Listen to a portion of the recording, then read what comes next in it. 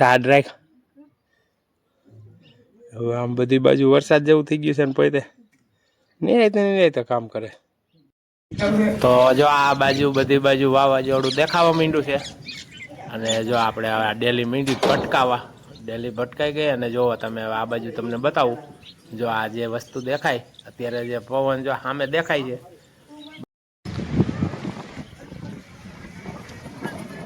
વાવાઝોડું આવી ગયું છે અને જો તમે આ પાછળ આ જો આ ઉડે કાંઈ ઘટે નહીં એવું વાવાઝોડું આવી ગયું છે. હા કરમાળ કોટડામાં આમ જો મારી પાછળ જે વાવાઝોડું આવી ગયું છે અને કાંઈ દેખાય નહીં એવો વરસાદ ડમરી ઉડે છે. આમ ભયાનક વાવાઝોડું છે આને કહેવાય. આમ જો આ છે મારું ઘર અને આ તમે જુઓ રોડે કાંઈ દેખાતું નથી એવો વાવાઝોડું અત્યારે હાલે છે. પાછળ કઈ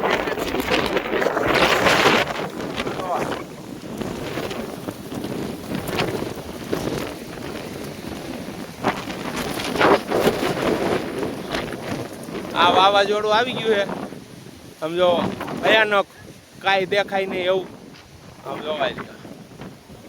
આ હા હા હા હા હા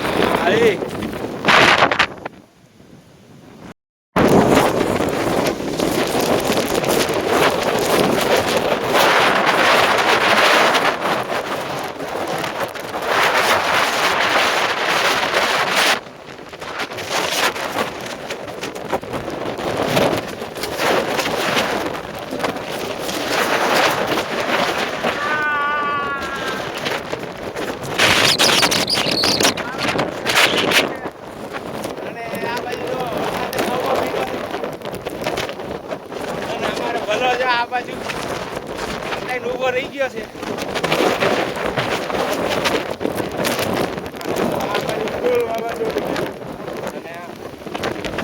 હવે આપણે ભાગી જવું હેઠું.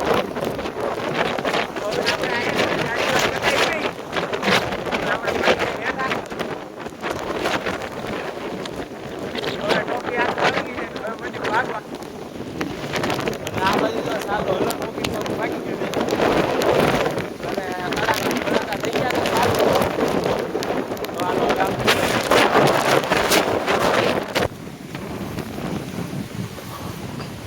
તો જો આપણે હેઠા વહી આવ્યા હવે અવાજમાં કઈક ફેર પડી ગયો છે અને વરસાદ એક ધારો હવે ચાલુ થઈ ગયો છે.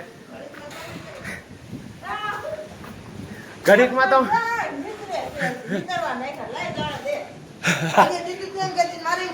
જો આવડા અંદર ઘરી ગયા છે.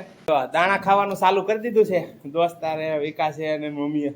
હું જો હવે પલરીને વહી આવ્યો હું.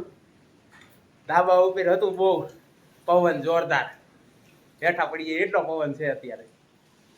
હે એમાં ગઈ વાત તો ખબર પડે. હવે જો આ બાજુ ગોળ અને માંડવીના દાણા ચાલુ થઈ ગયા છે અને આ બાજુ જો મારે પણ માંડવીના દાણા ચાલુ થઈ ગયા છે. હા ના ના હા જો હાલો માંડવીના દાણા ખાવા. બદામ ખાતા હોય એવું લાગશે.